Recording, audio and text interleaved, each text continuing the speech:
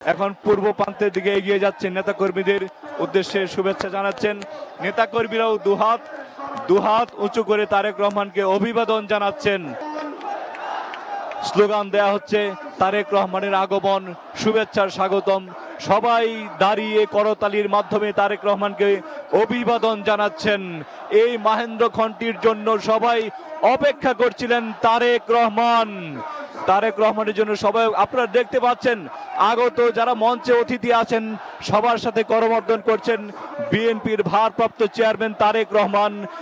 দীর্ঘ বছরের তারেক রহমান নেতা কর্মীদের উদ্দেশ্যে হাত নেড়ে শুভেচ্ছা জানাচ্ছেন। নেতা কর্মীরাও তাকে হাত নেড়ে শুভেচ্ছা জানাচ্ছে।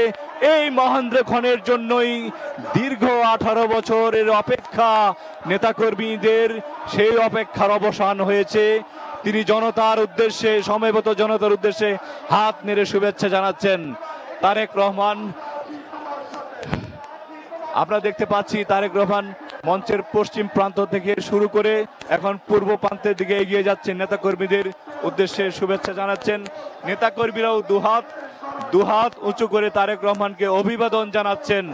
এই দিনটির জন্য তারেক রহমানও অপেক্ষা করছিলেন, নেতাকর্মীরা এবং দেশের অগণিত মানুষ অপেক্ষা করছিলেন তাদের প্রিয় নেতা কবে আসবেন এবং তাকে দেখার জন্য। সত্যি এক অভিভূত, এক দারুণ এক দৃশ্য। এটি আসলে চোখে না দেখলে বিশ্বাস করা যায় না।